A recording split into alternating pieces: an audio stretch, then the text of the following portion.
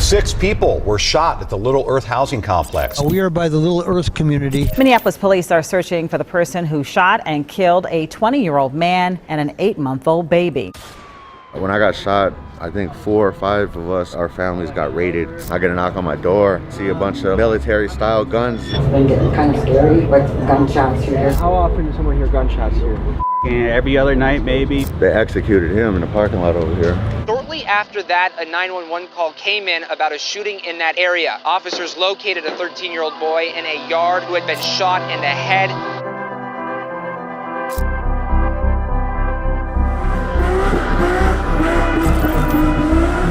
Be little ass motherfuckers with like guns and shit, like 12, 11 years old and shit, running around with guns and shit. Let's cover how the Little Earth Housing Project came to be. The Indian Relocation Act of 1956 was signed into law, and the intent of the bill was to encourage natives to leave the reservations, go into the cities, and quote, assimilate into society. When this was signed into law, thousands of natives flocked from the reservations to the cities under the promise of a good paying job and economic mobility. Many natives from Midwestern tribes, like the Lakota for example, relocated to the city of Minneapolis. These folks were paid to leave their reservation, but once they got to the city, they found themselves cut off from the support system of family and community that their reservation had provided. In 1973, the Little Earth Project was founded as a response to the housing discrimination that many natives faced. Although not officially a reservation, the 90% native population of Little Earth lead many to perceive it as such. The nearly 2.5 square mile of housing project is home to 1,500 people, and over 39 different tribes are represented in this population. This is a place of yin and yang in which it has both a very tight-knit community, but also frequent violence and chaos. The instability is not surprising when you consider the high rates of unemployment, alcoholism, and the fact that 94% of the population is living under the poverty line. Today, we go boots on the ground on Little Earth, the only native housing project in the US, and we move through the neighborhood, talk through the residents, and get a feel for what everyday life is like. Let's dive in. More money, more problems, but bitch, I ain't tripping cause I want it all. My head has been robbing, my head has been trapping, trying to get the shit off. Niggas say he want war, but I know he don't want to get caught in that cross. Fuck your hoe one time, then I'm done now, tell a little hoe get lost.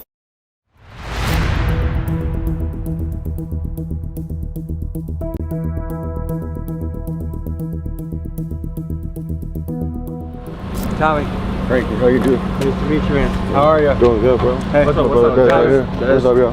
Nice to meet you, bro. Nice to meet you, too. Bro, I've been waiting for, opportunity to spotlight my neighborhood here, bro. Yeah. It's one of a kind, bro. It's unique, you know what I mean? It's one of a kind in the country. The only indigenous based Section 8 housing in the United States. I grew up right here in the second house right here. It's quite the experience here, bro. You get a little bit of everything. It didn't always look like this either. There was these fences and stuff weren't up always, but as crime got worse and stuff, they put them up. Police are reporting a 13-year-old boy was shot in the head last night. 6 people were shot at the Little Earth housing complex. Police tell us the shooting happened during a fight. Minneapolis police are investigating a shooting that left 1 man dead and a juvenile wounded of the 2400 block of Ogama Place. That was about 12:20 this morning.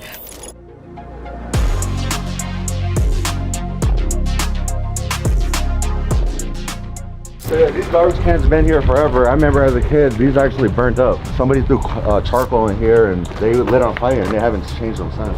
There's 2 sides to Little Earth. There's 7 clusters here. This is cluster 1 right here. And cluster 2 is right here, and then they have apartment buildings down here. So yeah, right here, the dude, I guess he was high, fighting his own demons or something, from what I was told, and he ended up burning this entire row right here of houses and stuff. Do you know how recently this all happened? Shit, probably like 3 months ago, maybe? Yeah, 3 months ago. I always got to carry a little Narcan with me just because you never know what you'll run into. I've seen people that are overdosing and I couldn't help them, you know what I mean? A couple years ago, one of my brothers died actually in my bathroom. Like he overdosed in the bathroom and me and my brother found his body on the toilet. Like it was really difficult because we had to lift him up and pull his pants back up on him.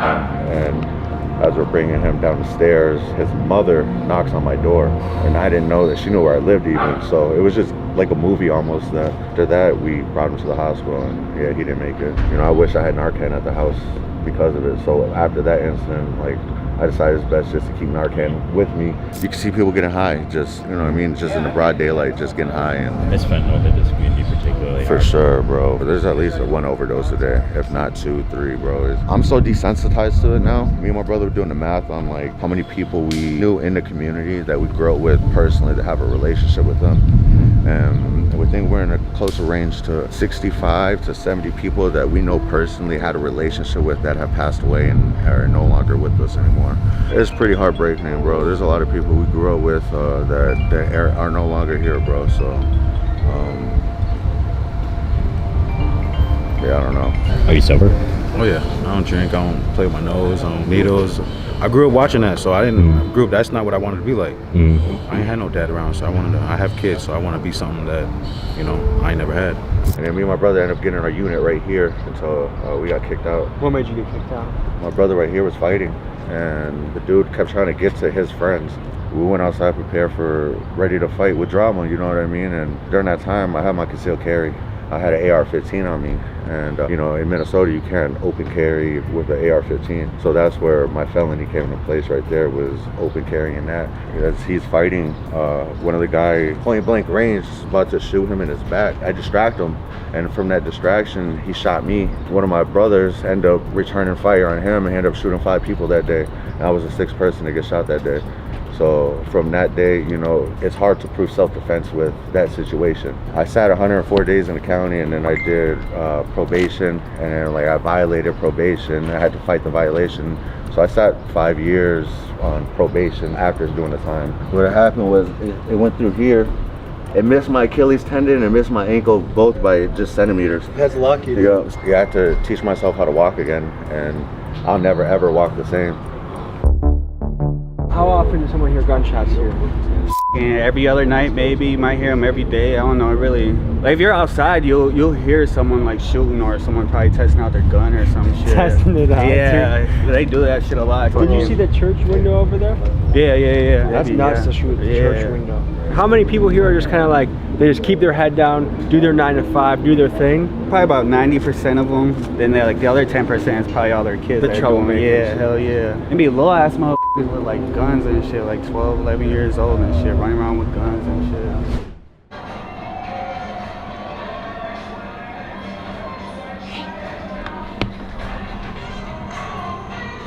I'm just a great grandma. I stay at home. I'm raising her.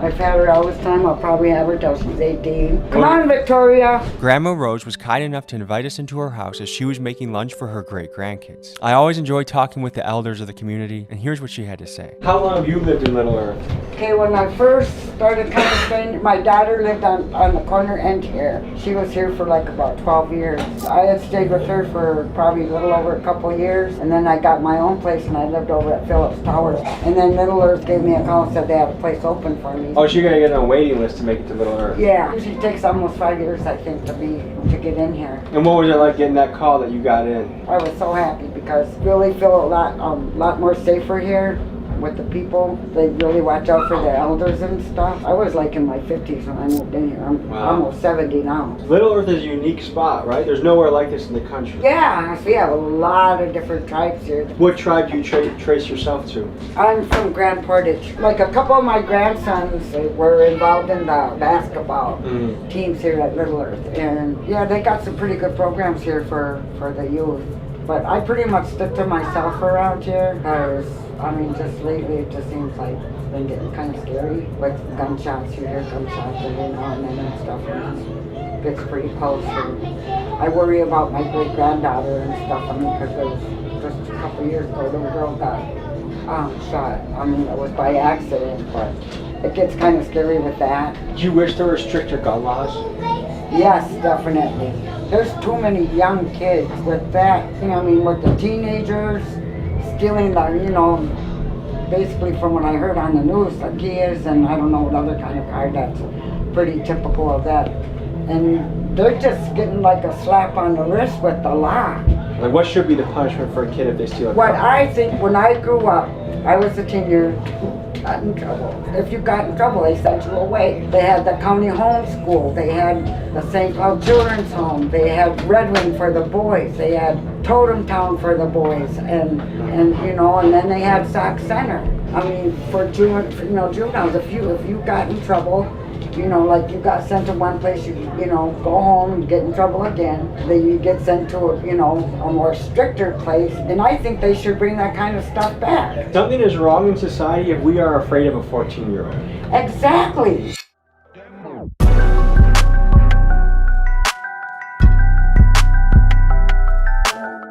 How you guys doing today? What's up? I'm just coming from work, getting ready for the classroom, you know, big day tomorrow. You a teacher? I am a teacher, How yep. old?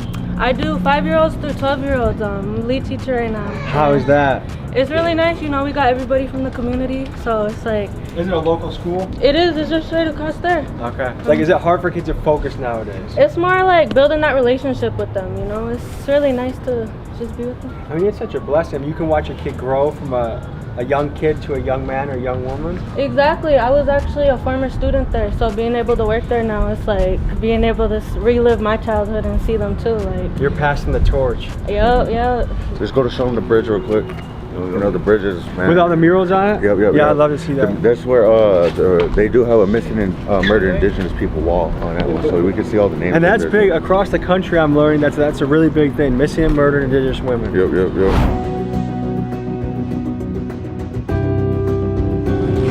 So right here, this is the Lear office right here. This is where like they keep the statistics over here. They got like college people to help sign up for college over here. This is the Boys and Girls Club over here too. So that's where the youth go during either summer or daytime and stuff. Both Do you places. feel like there's enough for youth to do around here? There is, bro. There's definitely enough to do as long as kids are willing to go to it, or you know. So it's there if they want it. Enough, yeah. If it's interesting enough for the kids, then yeah.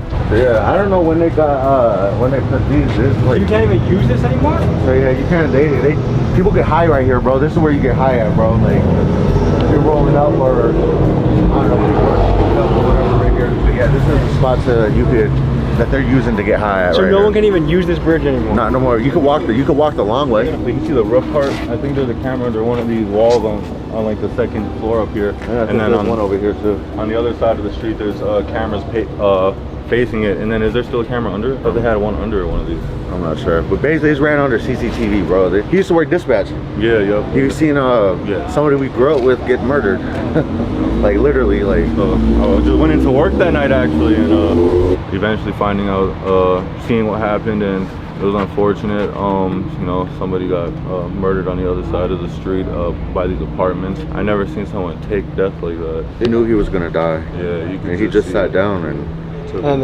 then they point blank executed him? Yeah, basically, yeah. But if I'm being honest, he really accepted death, and you know, that was crazy. That was happened in 2018. That was like March 24th. How long did you do that job for? I was only dispatcher there for about maybe a month. You couldn't take it anymore after that? It wasn't that. They stopped. They told me I couldn't work there no more because when he got shot, they just didn't want me to be like behind the cameras thinking that I'm gonna inside man. Yeah. Kinda. We should show them across the other side of the bridge where the mural's at, and then like the back of the basketball court shit. A consistent theme we're hearing at Little Earth, and you'll hear at reservations overall around the country, is one of street violence and incarceration. Let's look at the numbers. In Minnesota, natives are 1% of the general population, but make up 10% of the prison population. Nationwide, Native Americans are incarcerated at a 38% higher rate than the national average. And some might ask why? Well, poverty, alcohol and drug addiction, unemployment, and generational trauma is a recipe for frequent violence. The real question is, how do we change course and break the cycle so we can see young men in particular living good, productive lives and making a positive impact on their community? You tell me. So, you just got out? Yeah. How long did you serve? 9 years. That's a long time. Yeah, 9 years. Went down when I was 18, came home when I was 27. What'd you go away for? Shit, buddy. What did that experience teach you? Shit, man. Life's too short. What's the plan now? Shit, man. Try to stay out of jail. Really do it. Stay out. It's a circle effect. People keep going back. I'm not trying to go back, you know. I guess, are you trying to get a paper job? Or are you going to try and just keep it low key in the streets, or what's your plan from there? Yeah, I ain't even got it all figured out right now. I ain't gonna lie to you. I'm just taking it one day at a time. The good thing though, you still are very young. I'm young too, and you can write a new chapter. You know what I mean? And one chapter can look very different from the next. Well, I know you said you're trying to get up. All you yourself. I appreciate you sharing your story. I just want to stop learning some other shit. Thank you, man. Thank you. Yeah, I saw his eyes looking around. Are things hot right now? No. Okay. It's just, bro, being in this neighborhood, bro, it's just, he's hasn't been here 9 years, you know what I mean? You don't and he's know. Institutionalized. Yeah, that's it. Yeah, bro, exactly. That's institutionalized, bro. were. For being gone 9 years, I can only imagine what he's feeling after that. And he's less than a week out, right? 4 days, I believe, yeah. So he's just, things are, like he's in a big adjustment period. Yeah, definitely. Yep. 9 years is a long time. Yeah, a long time, bro. Shit. Dude. Yeah. A week in jail.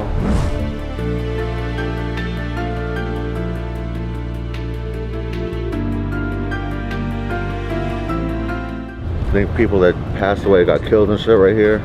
Ivan, I think, yeah, they executed him in the parking lot over here. For what? I don't know, bro. He's our age. Yeah, he's our age. So I'm 27, so when that happened, like 22, 2000, so he's 22, almost.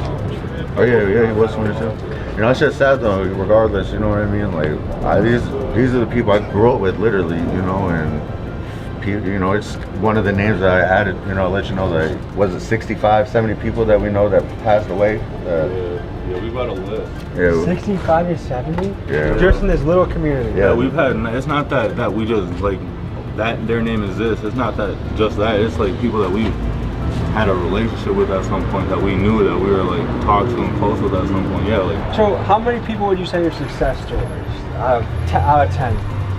It's hard to answer. What success is? Yeah, you know what I mean? What would they consider success? I would say out of 1 to 10, probably 2, 3. If we're lucky, 3 people. Being alive, success. even being alive is successful at this point. You know what I mean? So a lot of people are like, oh, you gotta make it out the hood. Is that an attitude here, like you gotta make it out of Little Earth, or is it a place that you want to stay and grow older? You would want to try to get out of here. I mean, I don't look at this as like, all right, I'm settling down, this is it, you know what I mean? We're poor here, so we're used to subsidized housing. Why would we give up paying no rent or $50 rent to go to fair market rent and go struggle somewhere else, when we could just pay little to nothing and stack up and, you know, be good in the hood, you know what I mean? Like, is Section 8 a gift or a curse? Both. It's a gift if you use it the right way, you know what I mean? You're able to stack your money up, do what you need to do for your family, and use this help and get out. But it's a curse because you get so comfortable and used to living like that. It gets to be a cycle and it doesn't stop. And then it starts from, you know, drinking and then just experimenting with other drugs and shit, you know, seeing how open drug use is here, that these kids are so exposed to it and they think it's right. They're used to it. There's kids 10, 11 years old getting high off Fetty now, you know what I mean? And that shit. 10 years old? Yeah, bro, it's sad. Even younger than that, bro. But yeah, bro, just like if you look around, bro, there's needles everywhere, bro. There's needle caps, bro, needles. Shit. If you look in there, there's some all up in there. Would you classify yourself as an OG? OG. I can tell, you got the style. Each generation that goes on, culture slips away. Yeah. Like I'm Polish, but I retain no Polish heritage. Do you feel like it's slipping away in the native community too? In some areas, but there's a lot of program. I mean, there's a lot of community members out here keeping it strong and all that. So. Brass knucks, dog. For fun. You mentioned going to the Indian Center? Yeah. Is Indian still someone can say, or is that like a slur, or how does that work? So, bro, me personally, bro, how I feel about it, I don't like to be called Indian, bro. You know what I mean? I don't like to be called Indian because Indians are from India, bro. Christopher Columbus, he was set to go to India, bro. He came here, discovered us, and called us Indians, bro. We're Native American. So he got his compass wrong a little bit? Basically, yeah. How could Christopher Columbus mess up this bad? Well, let's give you an interesting slice of history. Imagine this for a moment. You are an explorer, and you are at sea with nothing but a crude compass, a pencil, and some references your sailor friend Pierre had drunkenly told you at a bar. And now you're on a wooden boat surrounded by ocean everywhere you look. Maps at this time were so wildly inaccurate that oftentimes people had no idea where they were. When Christopher Columbus got to America, he thought he was in India. Hence why he called people Indians. Another example is explorer Jean Nicolet. He thought he was sailing a new path to China, so when he clambered to land to greet the natives, he wore a Chinese robe and shot 2 pistols in the air to impress them. Where he actually landed was Green Bay, Wisconsin, where the Ho-Chunk tribe resides. And the sea he thought he was navigating was Lake Michigan. Other ancient maps you'll find had locations where cyclops or multi-headed creatures stayed. Ancient exploration was really a wild era of history. It happened right there in that parking lot.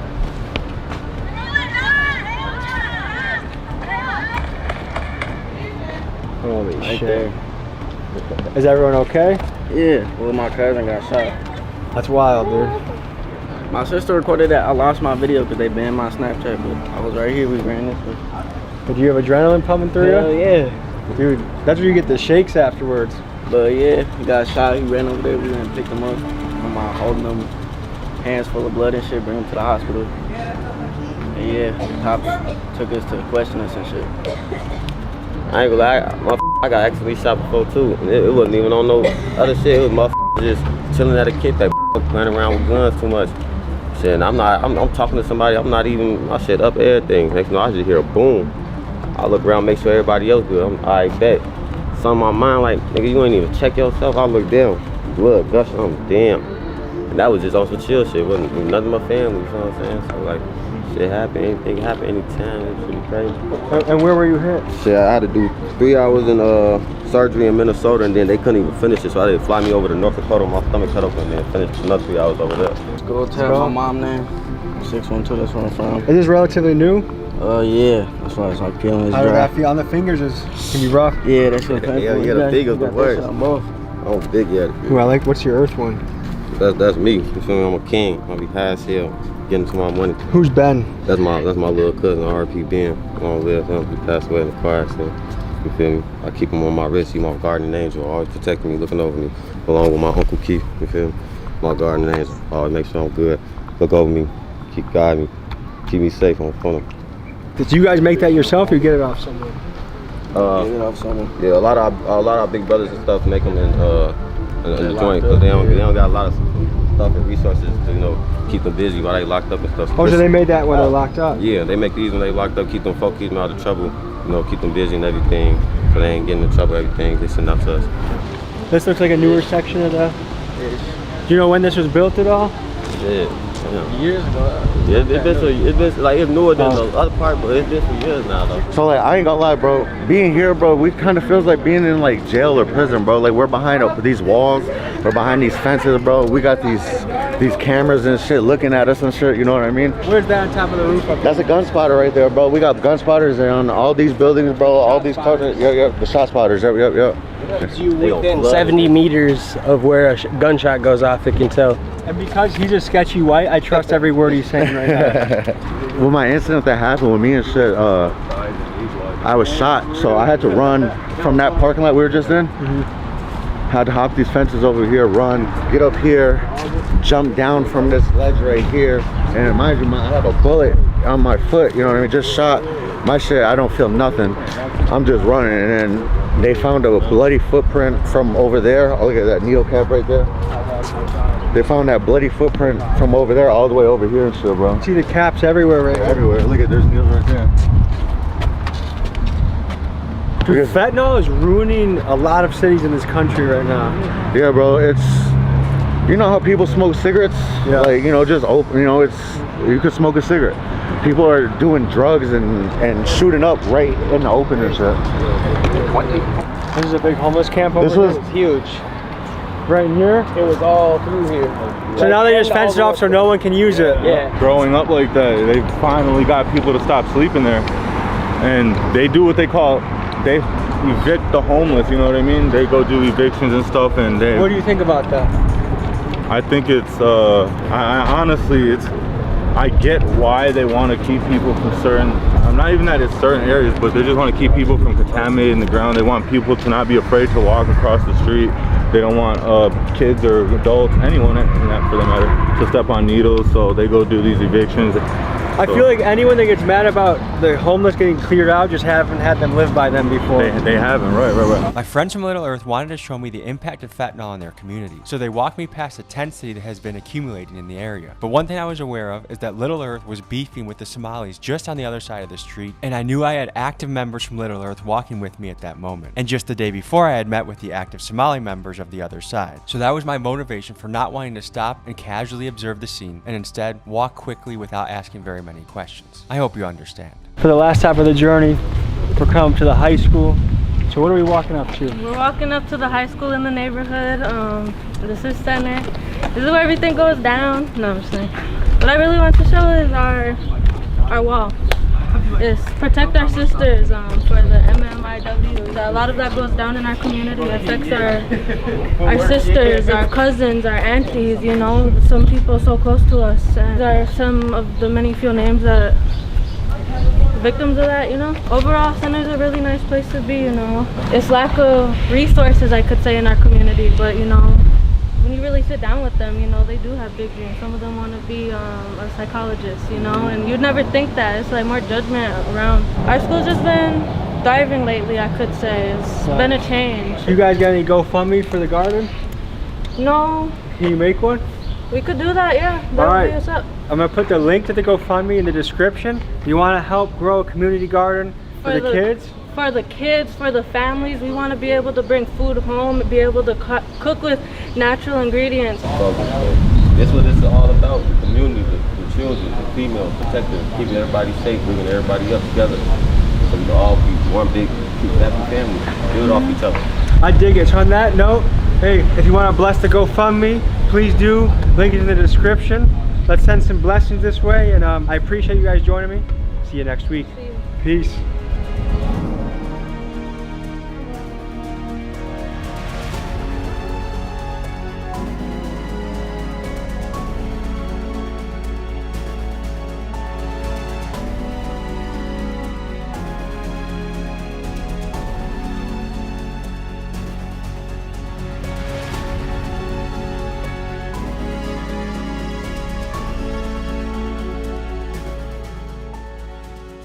Folks, hope you enjoyed this episode. You want to watch another? Here. You want to subscribe? Over here. See you next week.